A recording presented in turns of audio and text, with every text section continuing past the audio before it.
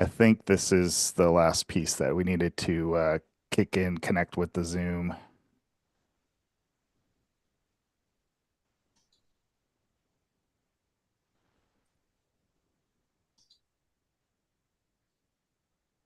All right. We are live, so it should refresh into LinkedIn here in a sec. Yeah, there was a little hiccup with the Zoom connection. All right. Sweet. Perfect. Well, welcome everybody. Sorry for the 5 minute delay. We had a slight technical issue on my side, but I believe we are up and running. So we really appreciate the time that you're taking today to talk about security and data privacy and AI. And we're going to kick us off first with some introductions of our speakers and really why we are a good panel to talk about this type of resource. So first off, I'd like to give it over to Jackie. Please give your intro and a quick bio of yourself. Thanks, Sean. And I just want to say thank you, Sean, for hosting. Thank you, Terry, for joining as well. Really appreciate it. Thanks to everyone for joining. So I'm Jackie Wilkos. I am founder of Enlightened Privacy PC, which is a boutique, or we call it a micro boutique, data protection, privacy, AI, sort of data governance law practice. So we focus in on all things data protection, privacy law, now AI law. And we've been in business for 6 years. We're celebrating our sixth birthday. So very exciting. We help clients sort through all of the new data protection laws coming online in the US states, the new AI legislation. So yeah, and prior to that, I worked in-house for a little while in a privacy team. And then before that at large global law firms doing data protection, data privacy. So been with privacy in the many evolutions that this this industry has taken over the years. So just super excited to be here. Thank you. Thanks, Jackie. And Terry, how Yeah. about you? Yeah, thank you, Sean. My name is Terry Zimniak. I'm a fractional CISO, which is a cybersecurity executive. I work for a company called Tech CXO. So we're a collection of fractional executives. In particular, my background is as a cybersecurity executive. So I've got about 10 years experience working in large organizations across the US as VP of cybersecurity, and now I consult in that space. Specific to AI, I've actually been dabbling in AI since undergrad days. So back in early 1990, 91, we were making what equivalent to Google Maps were on our college campus. So how to get directions from the Michigan State Sparty University to our football stadium over to the library. And we actually map out directions and provide mapping and stuff. So been dabbling with for a while and been working with professionally for a while as well. Traditional cybersecurity review of AI services, including like risk and governance associated with AI and cyber and where the two intersect. So looking forward to the conversation, Sean. Excellent. Thanks, Terry. And I am a fractional CIO. So we have data privacy as CISO and CIO, a lot of different verbs and titles throwing around here today. And we'll try to keep this as simple as possible. But the CIO aspect, and we work very heavily with both sides of this panel, but a lot of what I do is around the tech stack and looking at the innovation and alignment of operations and technology. So security is obviously a huge part of that. Data privacy is a huge part of that. But you really do need to separate a lot of those roles, particularly as businesses start to grow. I'm the founder of Low High Advisors, which is a fractional agency, and we do work with a lot of different service providers on security and data privacy. And it's specifically on this topic today around artificial intelligence and the agentic evolution of what's happening, helping businesses work with AI in a more functional format.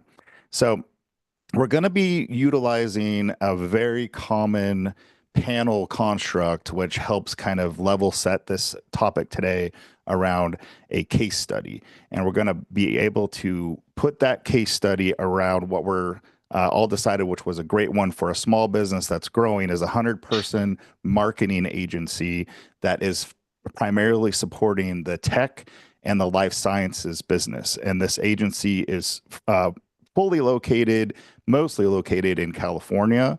So we're going to talk about different compliance regulations that are affected in this state. But again, a lot of this stuff is going to operate full nationally and globally because this particular company is similar to a lot of agencies where they're servicing international companies, they're servicing clients all over the country.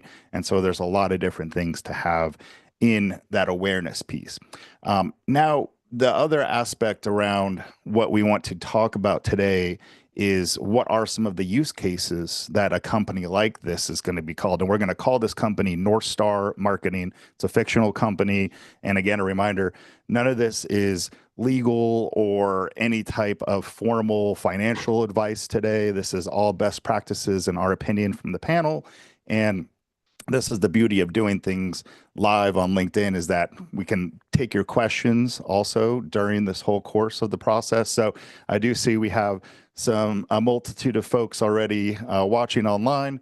Feel free to put your questions in the chat and I'll be monitoring those. And so we can call them out for the panelists to be able to answer. We are going to target to wrap this talk by about 11:40 PST, but if we do have more questions, we'll keep going. So we're going to try to hit this hard and fast.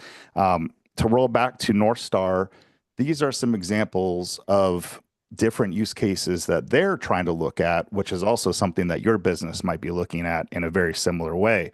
One is utilizing AI to develop what's called a brand voice. And that can be helping an AI speak with your mannerisms, the way that you actually want to respond to emails, and the way that you want to maybe blend your personal/professional voice across both internal emails and communication and different texting, as well as potentially helping develop those brand voices for their customers and their clients, because that's what they're doing as a marketing company. So that can have a lot of different specific use cases around developing voice. And then the other thing that's linked to that type of use case quite a bit is developing AI personas. So that could be used for building assistants, knowledge bases, chat bots, to be able to have a smarter way of utilizing information, to be able to then deploy it to both client projects as well as internal projects and tools. And lastly, we're going to talk about what they're doing around data.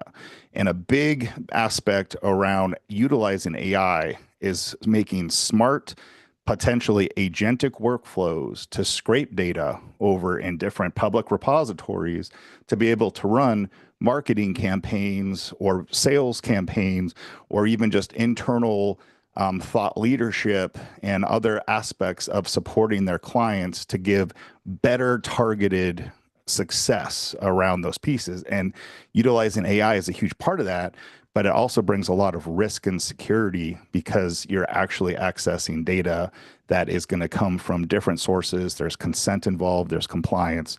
So these are going to be some of the main use cases. And if you have other specific use case that your small business is also thinking in the same vein, feel free to drop it in the chat and we'll be able to also start thinking about that as we go through this talk.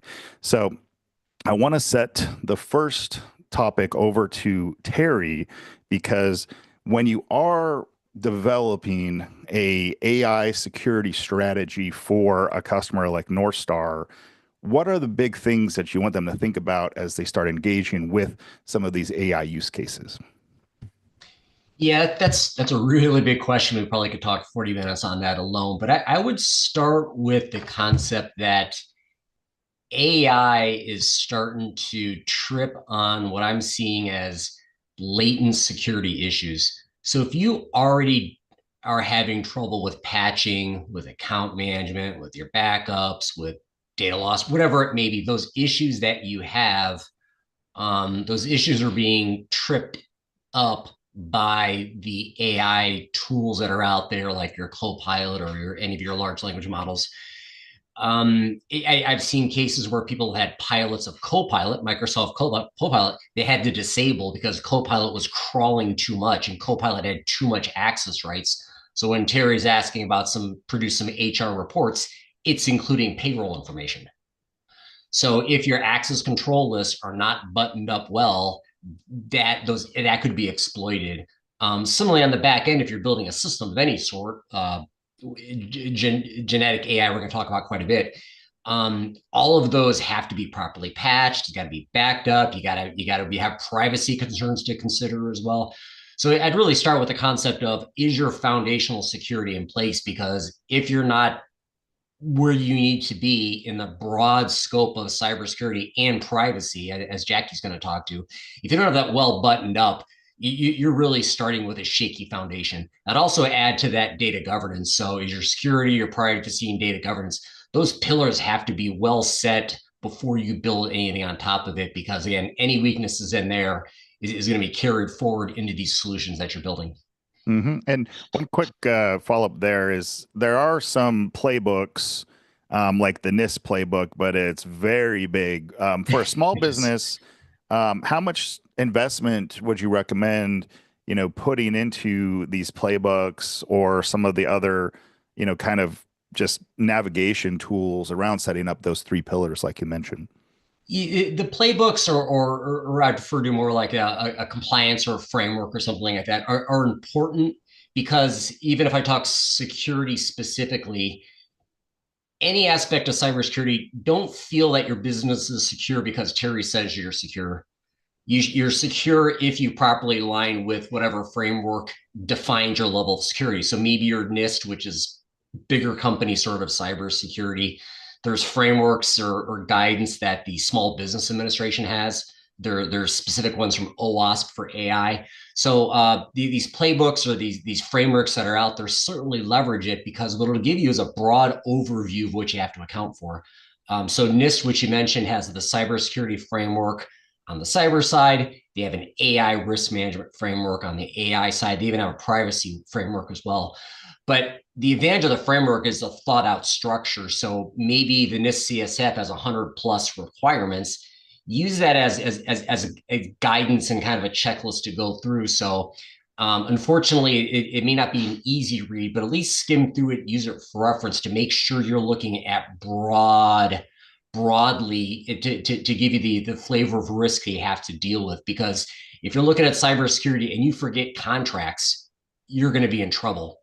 A good framework will make sure you look at contracts. If you're doing security and you forget about your business resiliency or your disaster recovery, you're in trouble. So the advantage of the playbooks or these frameworks is it gives you a broad overview and make sure you're hitting everything. So unfortunately in cyber, there's a lot of plates you're going to have to spin. This helps you identify the plates, and then you got to figure out how much spinning you want to do and everything else. But frameworks and these guidebooks are really important. If nothing else, just directional and give you broad understanding what you have to deal with. That's a great metaphor. And I think one of those plates that's got to be spinning is your data privacy aspect of your business. And unfortunately, a lot of companies might not have that well dialed in. Jackie, speak a little bit about, the overall data privacy framework that a small business like North Star should really be focusing on and what's important from your perspective.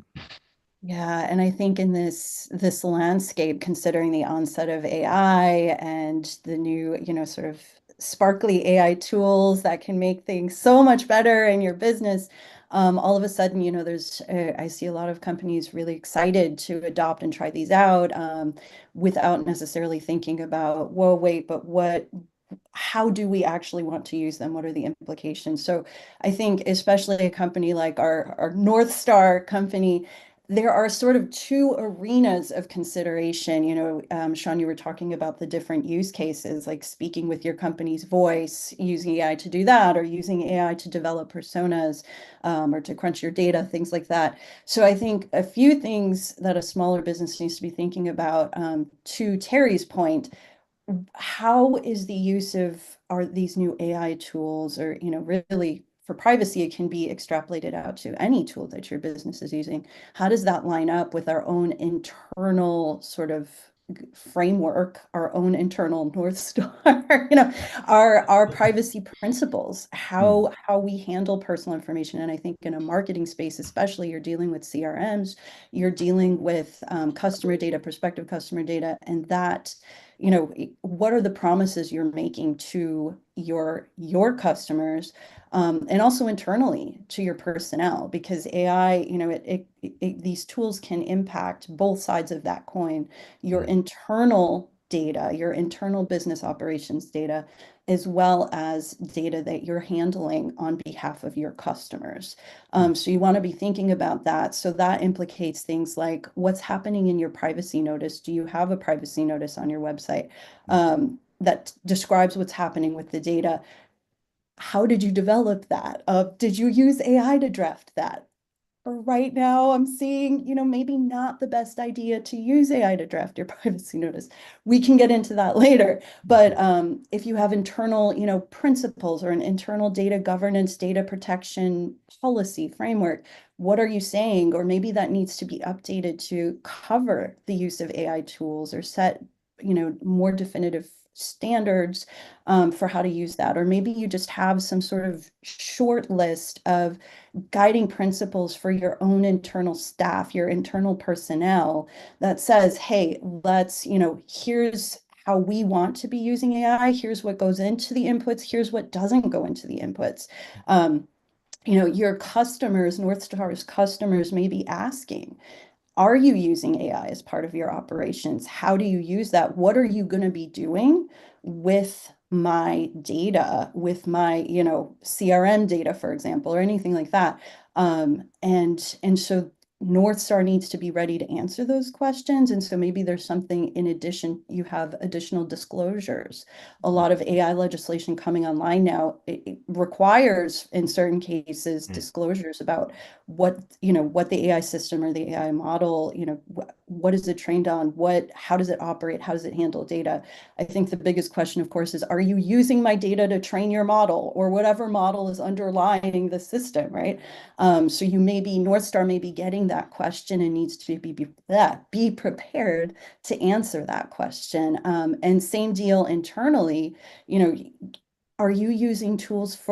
North Star using tools for its HR data, for example, or for talent?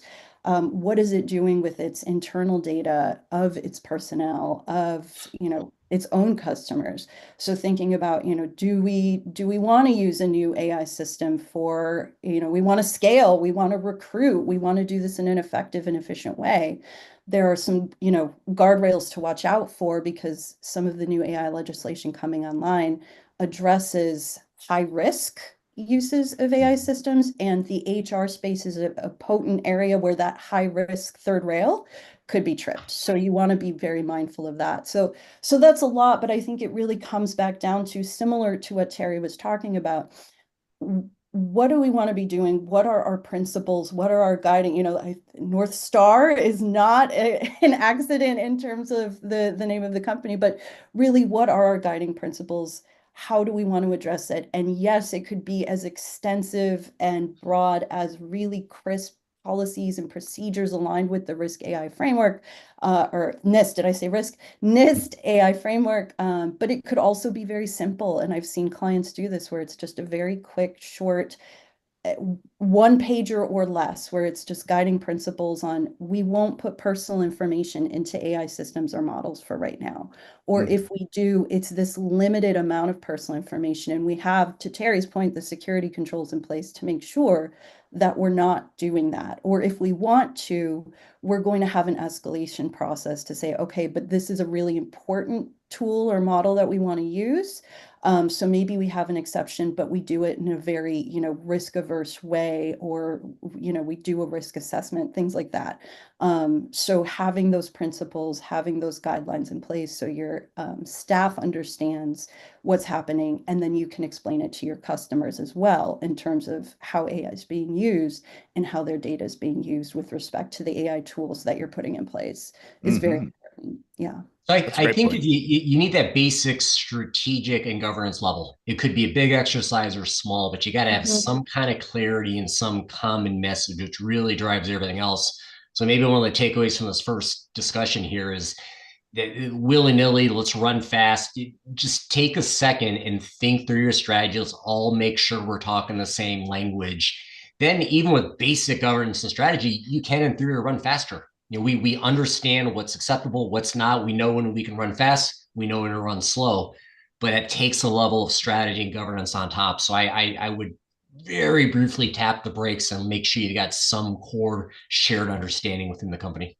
Yeah, that's Great important. point. And to Terry's point, there are, in the EU AI Act now, one of the first provisions to go into effect are the AI literacy provisions. Yeah. I believe that's Article 4. And so that's actually a requirement now. So, maybe North Star Company isn't impacted directly by the EU AI Act, let's say, but its customers may be. So they're Hmm. going to be addressing that. And so it's helpful. And I think just AI literacy in general, that's a broad term, but it aligns with what Terry was talking about in terms of educating everybody within your organization so that we're all on the same page.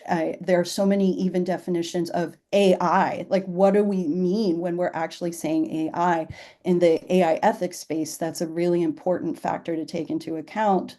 How are we even defining AI? What does that mean? And you see differences across the board. EU AI Act has its own terminology for an AI system, an AI model, but everybody's sort of throwing it around. And so if we even get on the same page in terms of what we mean when we say AI, that is a good part of the way there to speaking the same language and having that shared understanding about what's happening with AI and AI systems that then can translate into, okay, knowing that, how do we want to use and deploy these tools? That's so great. Great point. And I want to circle back too. You mentioned disclosures, and California, I believe, Jackie, is one of the few states already that is starting to require, I believe in 2026, that you do make a disclosure. Again, they're targeting mostly tech companies that are going to be using models or generating their own models, and they want that disclosure of how are you training the model. But this is something that might flow to all companies that are using custom models that might be doing it for security reasons, where they say, well, I'm not going to use the public version of a DeepSeek, but I'm going to bring it in-house Right. to make it secure, quote unquote. But now I'm actually developing and training my own model or llama or something that is going to be private. So I don't know if that's something that they really need to engage with their own data privacy attorney with, to talk about, like, where does this affect them, and where is this impact of 2026 on disclosures going to force them to take some action, right? That's right. Exactly. Yeah. And right now the legislation is kind of scattered. Some is only applicable to generative AI. So again, back to that, like, well, what is our definition of AI? AI is so broad. Are we talking about agentic AI? Are we talking about generative AI? So some of a lot of the legislation right now is focused on the high risk AI systems. So what is that? Well, that, usually the definition is something around a substantial factor in a consequential decision, and then, it kind of gives you a list, let's say. So you're seeing more and more of those, but the high risk legislation definitely has a list of disclosures. You need to do risk assessments. You need to have all of that documented internally. The requirements get pretty robust when you're entering that space. So Hmm. understanding, are you in that space? And then Sean, exactly to your point, are we using generative AI? We're a marketing company. Maybe we're using images, videos that are created by Gen AI. What are our obligations and in what states with regard to labeling? There are labeling laws. This was created by generative AI. And then do I need to give disclosures on top of that? And there's so much draft legislation now out there that it's changing all the time. But that is the direction that things are going, is just be prepared to describe what you're doing, and likely you're going to need to describe that publicly, or at least to your prospective customers, because they're going to be asking. And so to get out ahead of it and playing whack-a-mole with all of your customers, well, this customer wants this customer is asking for this customer, do we train, you just have sort of one quick, easy set of disclosures that addresses all of these, top 10 questions, let's say. Hmm. And so even if you're not legally required to have disclosures, let's say, it might actually be helpful for you and streamline the path of negotiating deals in the long run, if you have a little bit of, baseline disclosures where you're all, internally aligned and agreed upon, okay, this is what we're doing, these are the rules of the road for us, we're willing and able to explain that to our customers and publicly. You may not want to for certain reasons, but it could help you in your contract negotiation. And then, of course, to your point, John, complying with the laws, which are Hmm. becoming more numerous and proliferating day by day. Oh, such a great point, and also a great segue because I want to talk a little bit more about that internal alignment. And you both mentioned, training and guiding principles. I'm seeing in the small business market, I'm sure we all are, that there is a bit of a misstep or a gray area with a lot of businesses where we're not actually dictating with an AI use policy. Here's what we can use as a business, and here's what we cannot use. And then training everybody specifically on those acceptable tools. So, for example, if this marketing company, North Star, is saying we're going to use Chat GPT, and we're actually going to specifically say that we want to use ChatGPT Teams Edition because we want to take advantage of that is the quote unquote compliant version for small businesses, 25 bucks a month. You get SOC 2 Type 2 compliance with that edition of ChatGPT, ChatGPT Plus, and even ChatGPT Pro does not have that level of compliance testing in their SKU. So that's one big use case that you say, hey, we're going to use ChatGPT Teams Edition only, especially for client-based projects. And that is what's approved for use. And we're going to train you on how to do this. And there's third-party outfits that can come in and help train on that if you don't want to do it yourself. OpenAI also has training modules, but you again tie it to the policy. Now you're protecting yourself. The other aspects here is you have to do a full vendor re-evaluation around these types of things. And you both mention those public advantages. That's where the big tech companies are also going. And they all have public, what's called trust centers that you can put into ChatGPT search or Google search, whatever your preference is. And for a marketing company like this, they're using the big Adobe stack of tools. They're probably using Canva. They're probably using an assortment of other types of design tools. So if you can easily go to the Adobe stack on their trust center, they have over 178 documents that currently showcases what their stance is on all kinds of different certifications, tests, penetration tests, cybersecurity frameworks.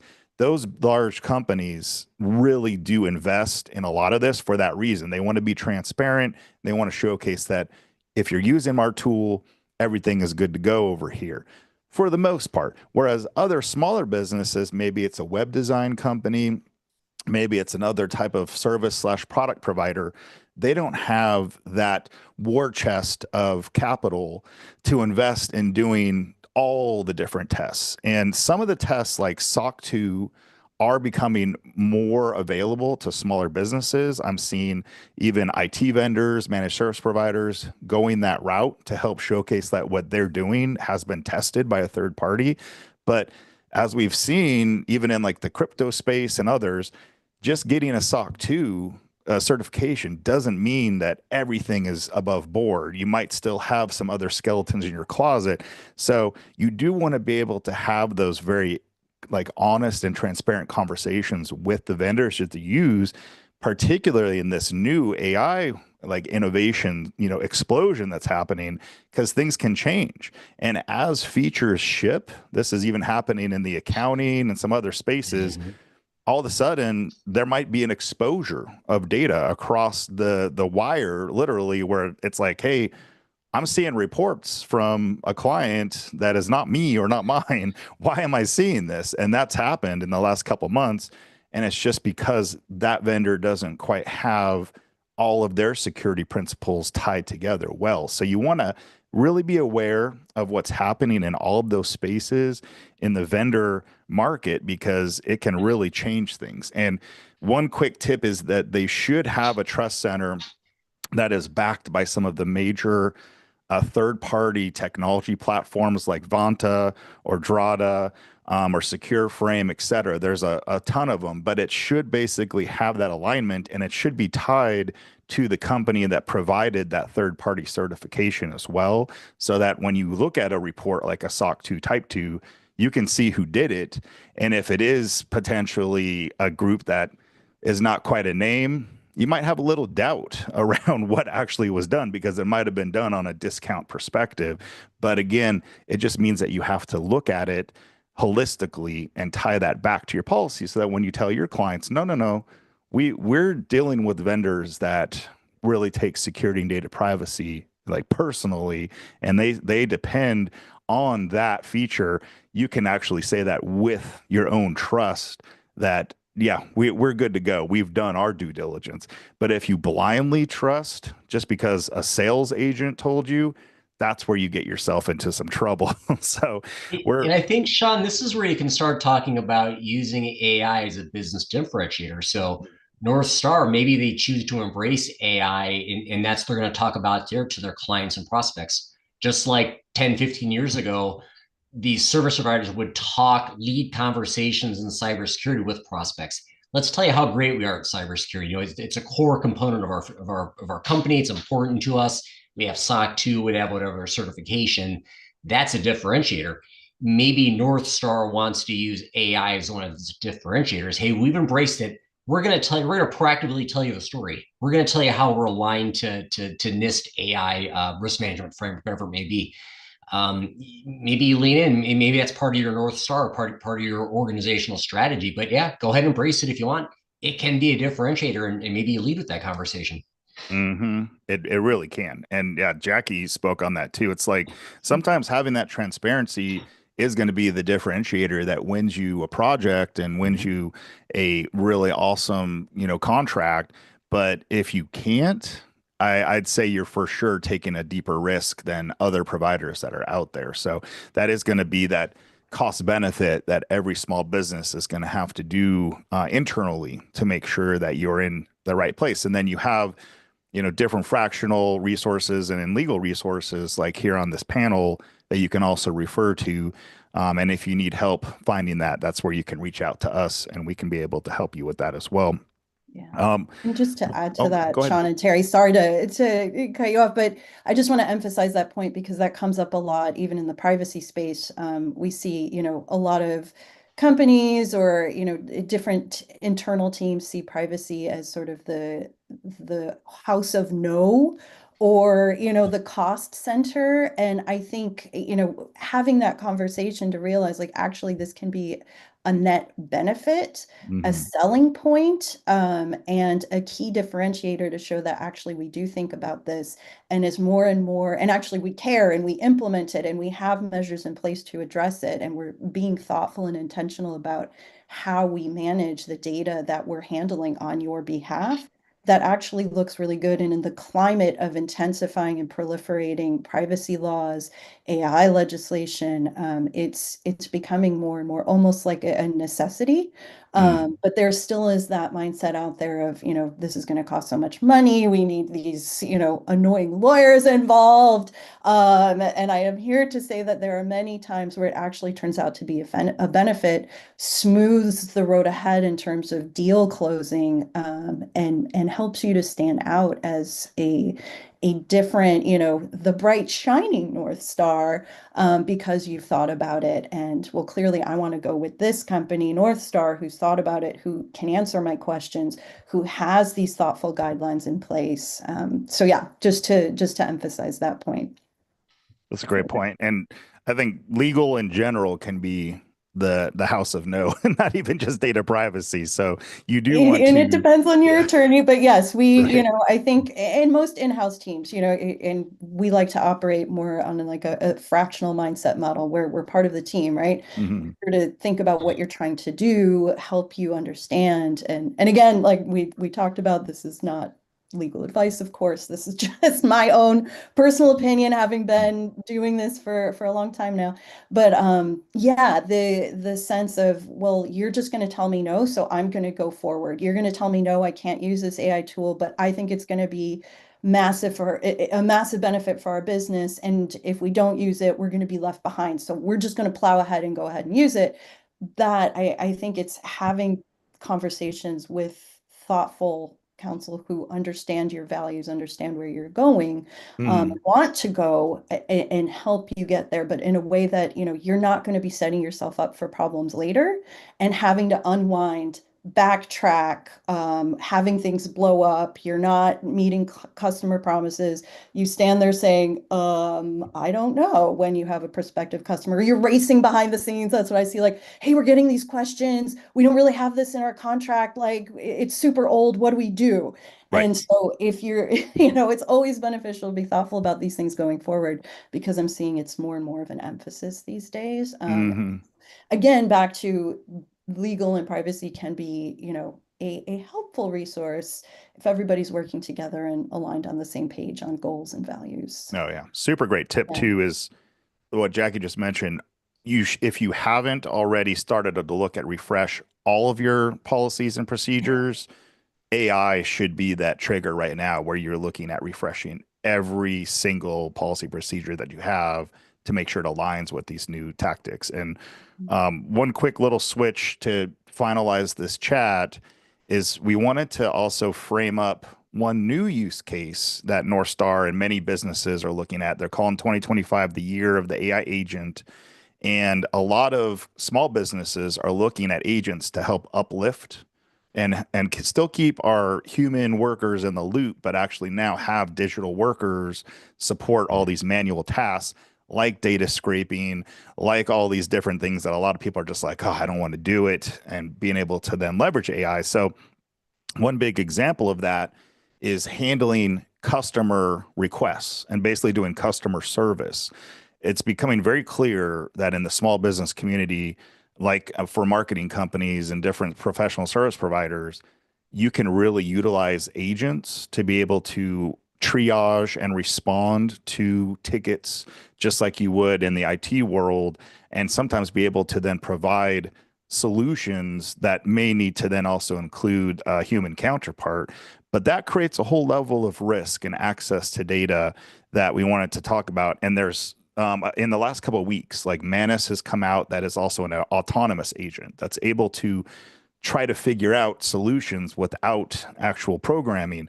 Another one that just came out in the last week that I've become more aware of is GenSpark. So there's more and more of this autonomous capability. OpenAI has their agents. Operator has come out this year, and Anthropic has an AI agent that can control the full machine. So we wanted to give a couple closing thoughts on what North Star could do in this agentic world to make sure it's also secure. So one piece from my perspective as the CIO is working with a MSSP or MSP, those are your IT vendors and your security vendors, to start working on a plan around this new terminology called, the acronym is MCP. That's called Model Context Protocol. And to put it in very general terms, we're kind of calling it in tech community, this is the USB-C cable for security and integration, because it's basically one plug into this type of server and it can do a lot of different things, as well as elevate the ways APIs integrate with different data sources, as well as plug in the technology security providers like a Microsoft data loss prevention tool or a Sentinel-1 or all these different types of EDRs. So it's one way that right now you might feel like, I don't know how to secure this stuff other than just put it in a sandbox and try to keep it away from all the core stuff. But MCP is something that we're going to have more talks about in the future. So please, make sure that you're staying on top of that topic, and then we'll have more information down the road. I'll kick it over to Terry. What are some other best practices that you're seeing around agentic workflows and systems that can also help a company like North Star? Well, I would give you the analogy of blockchain security. So I was in the startup community a decade ago, and blockchain was everywhere. And I remember having conversations and people about cybersecurity blockchain, because I always ask about cybersecurity, and like, oh no, blockchain's unhackable, Terry. Don't worry about it. We don't need a CISO because it's unhackable. It's this great technology. And I needed to repeatedly have the conversation that blockchain is part of a solution. Your solution includes people, devices, network, applications, all the way down the pipeline. There's a whole lot of steps to make that blockchain usable piece of technology. Take that now to agentic AI. The basic architecture of agentic technology is you got some kind of interface. It's probably leveraging an LLM on the back end to kind of understand the stuff processes. There's some sort of storage mechanism for stateful, whatever it needs to do. Then there's all sorts of interfaces. Hopefully, a human in the loops or a concept built in there as well. The point being, you need to look at the totality of the architecture when you're looking at the security of the agentic solution. You got to look at your memory and the LLMs and the applications and the people and everything else tied to it. So unfortunately, it's not a quick fix sort of solution. And there's also an incredible change in how the stuff is being built and architected. So it really is a moving target. There is no simple answer. Again, go back to what we were talking about, Jackie, as well, the idea of a framework or playbook. OWASP has some great documents I've been reading through. Skim through those things, get yourself oriented. Again, don't feel you're safe because Terry says you're safe. Leverage frameworks that are out there, best practice sort of guidance, and use that as your tool to review solutions like this. Yeah, great thoughts. Jackie, any similar thoughts around specifically the AI agent world of data privacy? Yeah, well, Terry, I feel safer hearing you share these things now. I know what to look for, so thank you. No, so on the privacy side of things, I think it's just a question, especially in the, Sean, you were talking about the autonomous agent, that, starts my red flag alert goes up around, what I mentioned a little bit ago, the high risk AI with the substantial factor and the consequential decisions. And so then it's a question of what are you using these autonomous agents for? What kind of data is going into these autonomous agent systems or models? And how is that being used? Being mindful of, are we using this to make an actual decision? What kind of decisions are being made? And setting frameworks and ground rules around the types of decisions that can happen, especially if you're thinking about it for your own HR team, for example, to handle HR requests. That now you're getting into tricky territory, and there's just kind of be on alert that those are the areas where you want to stop and say, maybe we need to think about this, or, limit the types of data that can come into this agentic autonomous agent system, and bring in a human at certain points, hand it over to that human agent, depending on what's happening, what needs to, what questions are being asked, what decisions need to be made. So I think that's an important thing to think about. And just, my rule is usually limit, or, don't put personal information in if you can avoid it. And if you need to, just limit that, make sure it's in line with your privacy policy or your privacy notice. And just take a look at the terms you have with the vendor of this system to understand liability, what they're doing with the data, and do you have what kind of controls do you have around that, and can you manage that internally in terms of okay, we know that they're not using personal information to train the model, great, or are they? Ooh, do we want that? Being able, informing yourself enough to being able to make those kinds of decisions, and then being on the lookout for the high risk, third rail is important. Very important. Yeah. And Yeah. I think we do have a question. So to start wrapping up, I want to respond to Steve's question about zero trust in AI. And that is specifically where most of the industry is thinking when they are talking about that MCP connectivity, because in the past, you would be able to just have these disparate AI solutions. And it's kind of like the API solutions right now. You are only protecting with a key, which is basically a long password when you do connect to data sources via API. With MCP, you can provide zero trust platforms like a Zscaler, a Threat Locker, App Locker, et cetera, on top of it. And the real secret sauce that most of these vendors are still trying to figure out is how can that still be effective with allowing some of these autonomous pieces like Jackie was just talking about from some of the agents to do their work. It's not something that any large vendor has figured out fully quite yet. It is literally evolving week to week as more of these tools are coming out. Even MCP was just really released in the last month, and big vendors like Microsoft, Zapier, Make, etc., are all still keeping those things up to date and releasing MCP friendly protocols to be able to connect into it. And I think the security landscape is going to continue to evolve, and you're going to see that become a replacement for API. They're going to say, "Hey, we're MCP. Here's we can connect to like a Microsoft or a Google MCP server." I don't know, Terry, if you had any thoughts as well on like the zero trust landscape in AI, if you've seen that come across your clients as well.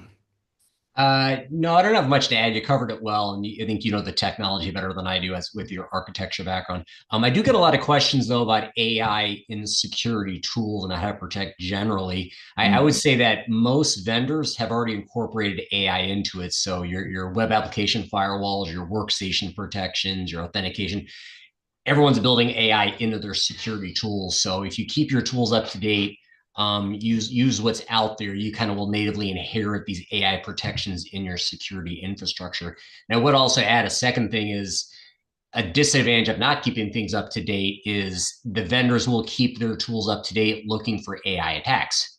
Mhm. So make sure that you have your stuff up to date. So your firewall's aware of the latest attacks that are out there, your threat intelligence aware of what's going on, your EDR, your workstation protections aware. Keep your security tools up to date because the vendors are baking this into the solutions that are being released regularly. That's a whole nother conversation too around the essentially they call them like prompt injection attacks where hackers can actually understand what the underlying technology is that they're working with, especially if it's like a chat bot, and they will actually try to reverse engineer to be able to then get inside that target system and make turn it from a benevolent utility into a very malevolent.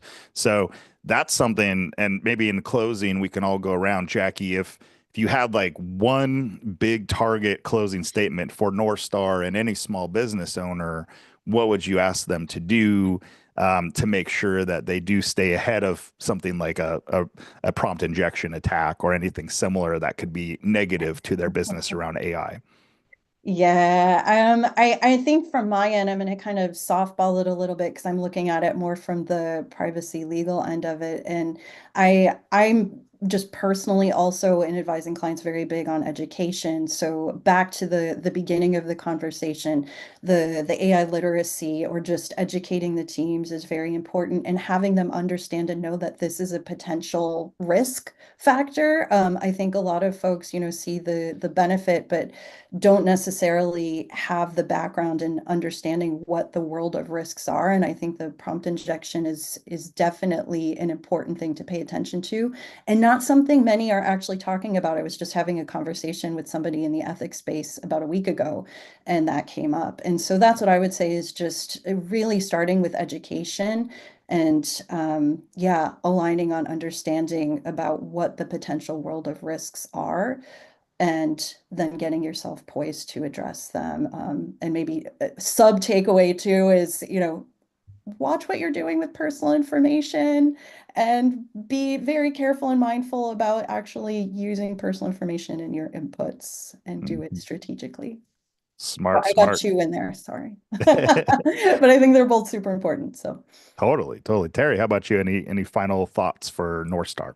I'll double down on what Jackie's saying, maybe spin a little bit in the cyber direction. I think risk consideration is really important here. We talked really early on about strategy and governance. Do you want to be leading edge sorts of stuff in this space? Maybe, maybe not. Do you want to be an intentional lagger? Do you want to intentionally go slow, whatever it may be?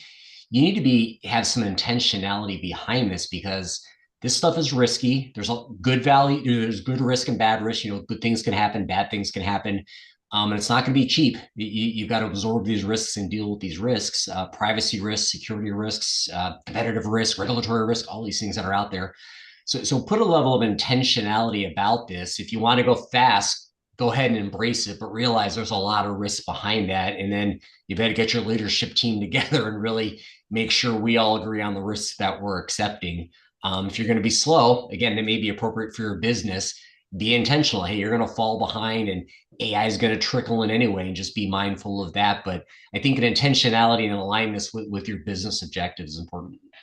Fantastic. Yeah, those are huge, huge reasons to continue their innovation path. And again, I think my big one is get in with your vendors, formalize it, tie it to your procedures, tie it to your policies, and really make sure that everyone on your team is fully, just as Jackie mentioned, trained up, but also you have the ability to enforce those policies as a business owner because you're going to be the one that is going to be held accountable if something happens. So you can't just say, well, I thought they were using something that was appropriate. I didn't know. You have to do that action to make sure that they know what is appropriate. And the answer that some companies are taking of just blocking everything else is not the answer because they can use their phones, they can use some other computers to be able to still get access to some of these tools. So be transparent, talk to your vendors, communicate, communicate, communicate. And with that, I know we're at time. I really appreciate both of you. Thank you, Terry. Thank you, Jackie. This was really fun. This was all of our first LinkedIn Live and going live of any sort of recent. So we really appreciate you guys stuck with us. And I do see we still have some folks on the line. So if you have any other questions, feel free to toss in the chat. You can also contact each of us on LinkedIn or via email, which we'll definitely get back to you guys after. And the recording of this will be available as well that we'll post, and you'll be able to see it on both LinkedIn and YouTube if you want to. Thank you so much, everybody. Appreciate it. And no more questions yet, so we'll call it. Appreciate it. I'm going to cut the stream. Thanks for everybody.